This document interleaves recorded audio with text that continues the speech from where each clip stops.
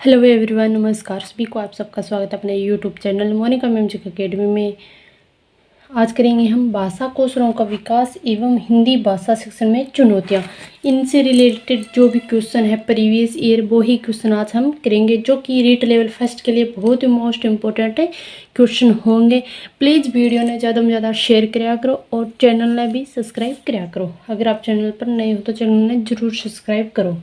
आपको क्या कि अच्छे प्रीवियस ईयर क्वेश्चंस और मतलब कि शॉर्ट में नोट्स द्वारा छोटी छोटी क्लासों के माध्यम से आपको पूरा कंप्लीट कोर्स करवाऊंगी रीट लेवल फर्स्ट का।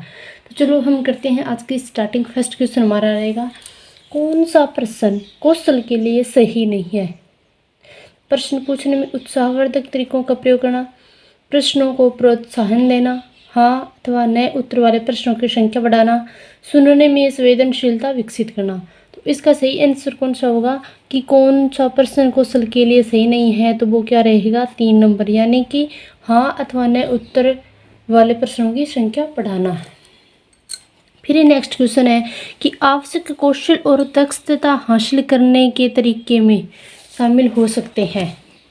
तो इसमें क्या है कि इसका कौन सा आंसर रहेगा कि स्व शिक्षा कार्यक्रम, शैक्षणिक पाठ्यक्रम, सलाह और अनुशिक्षण का संबंध, उपरोक्त में से सभी। तो इसका सही आंसर कौन सा रहेगा?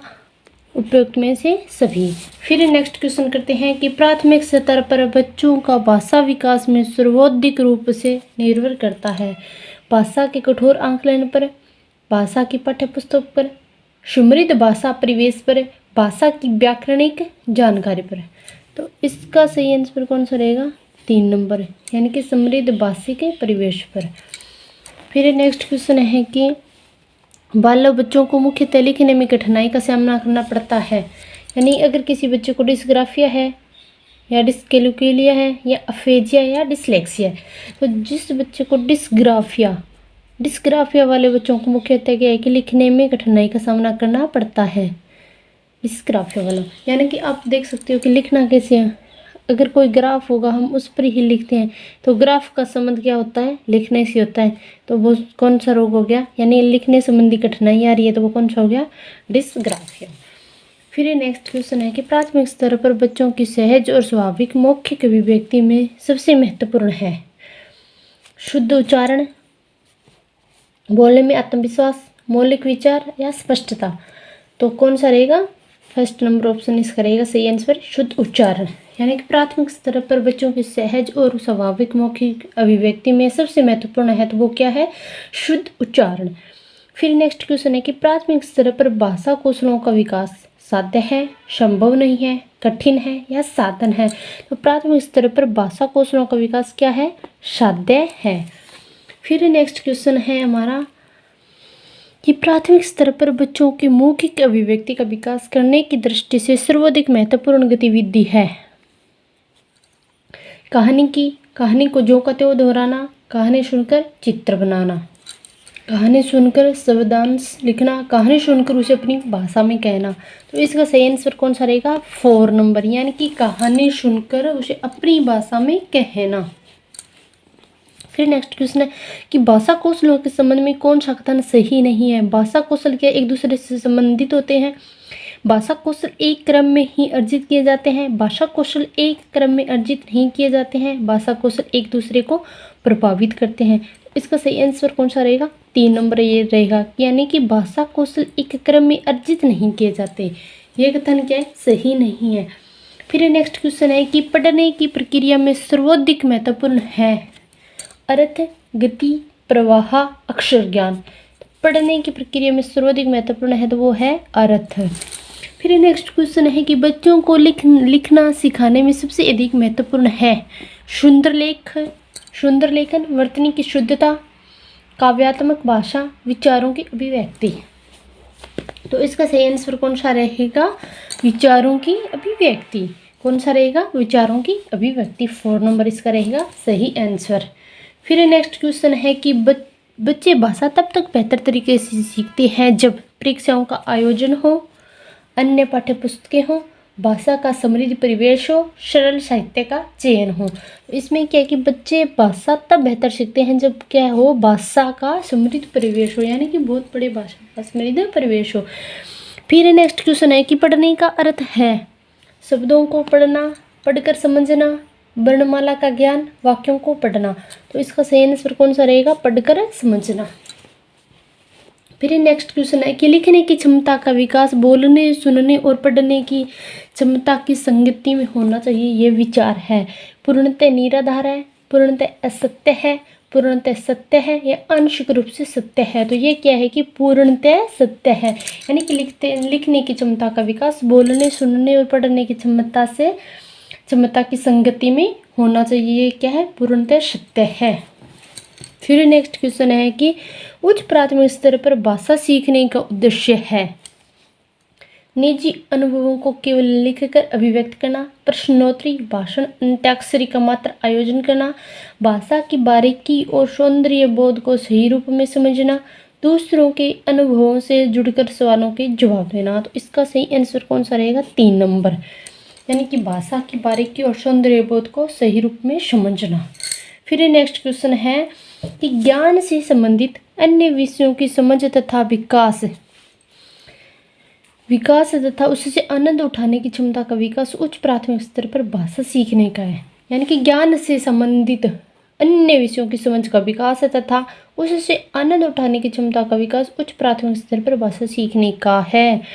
तो सबसे कम महत्वपूर्ण उद्देश्य है, एकमात्र उद्देश्य है, एक महत्वपूर्ण उद्देश्य है या कक्षा सर्वाधिक महत्वपूर्ण उद्देश्य है। तो इसका सही आंसर क्या रहेगा? एक महत्वपूर्ण उद्देश्य है।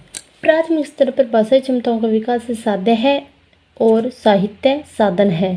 फिर नेक्स्ट क्वेश्चन है कि प्राथमिक स्तर पर कौन सा भाषा शिक्षण का उद्देश्य नहीं है?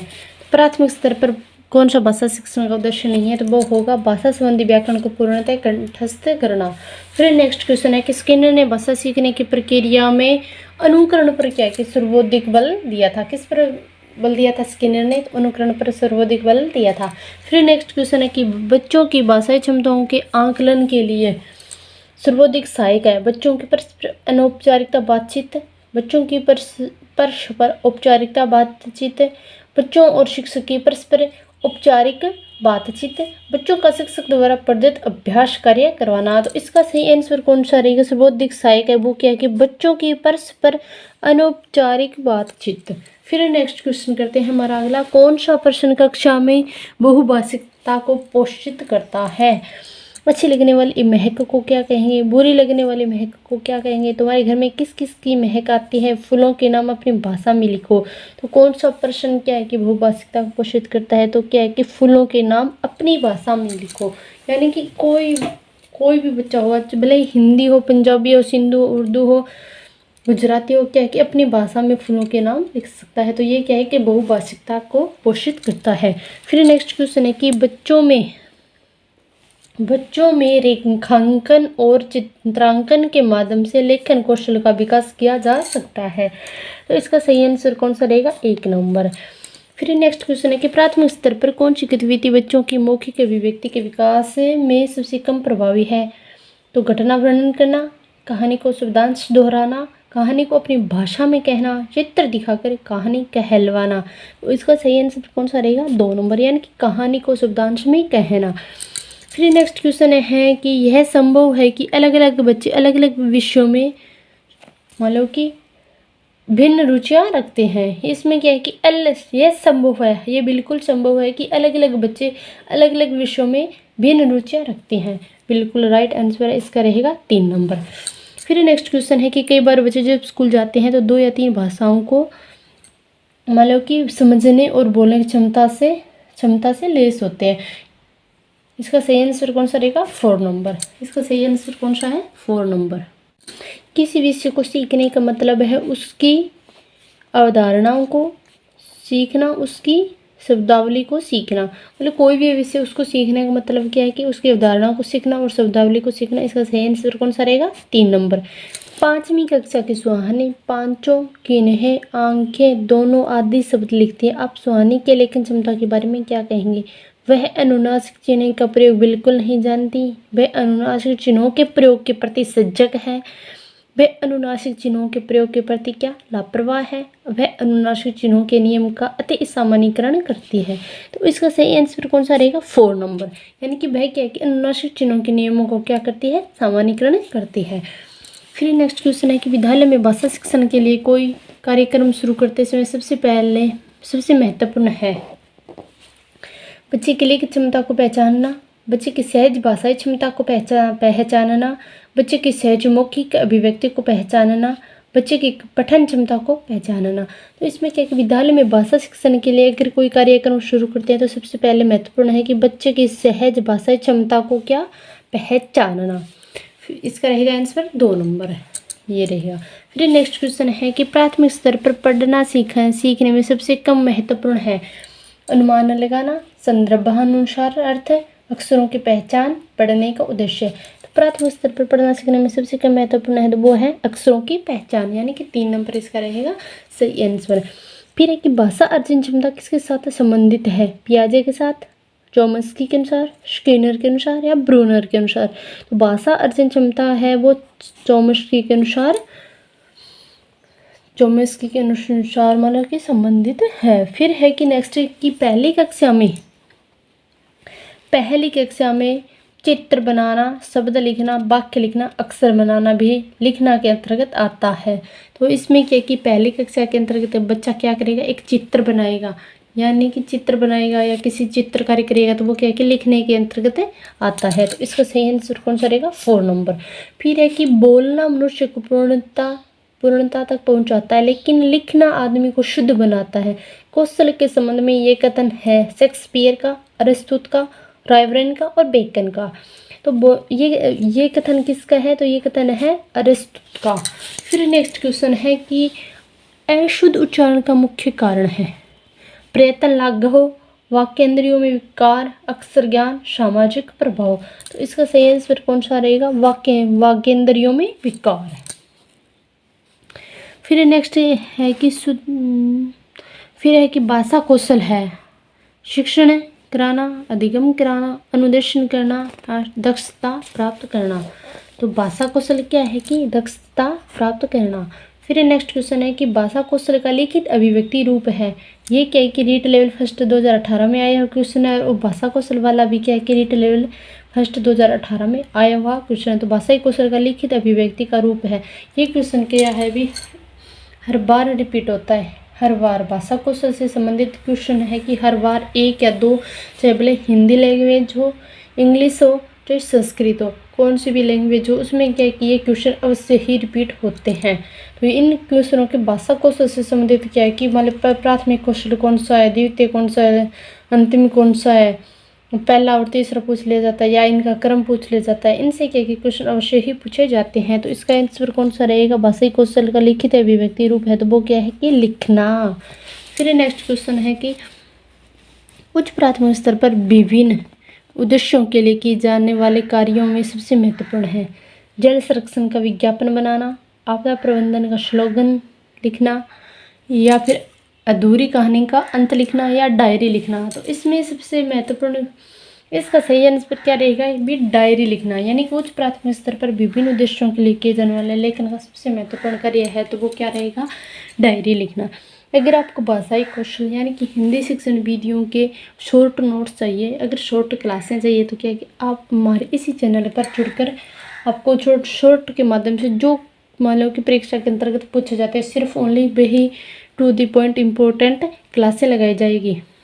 प्लीज़ आप जुड़िए और चैनल को ज़्यादा से ज़्यादा सब्सक्राइब करिए और वीडियो को ज़्यादा से ज़्यादा शेयर करिए, क्योंकि मेरे छोटे बड़े भाई बहन हैं जो कि मतलब कि कुछ मान कि ऐसी महिलाएं भी होती है जिनको क्या कि प्रॉपर तरीके से पूर्णतः टाइम नहीं मिल पाता, भाई क्या एक शॉर्ट नोट्स के माध्यम से पढ़ना चाहती है तो वो क्या कि हमारे इसी चैनल से जुड़ सकते हैं और उनको क्या कि एक शॉर्ट वीडियो के माध्यम से जो इम्पोर्टेंट चीज़ें सिर्फ ओनली क्या कि वो ही करवाई जाएगी जो रीट के अंतर्गत पूछी जाती हैं। धन्यवाद सभी को। राधा स्वामी।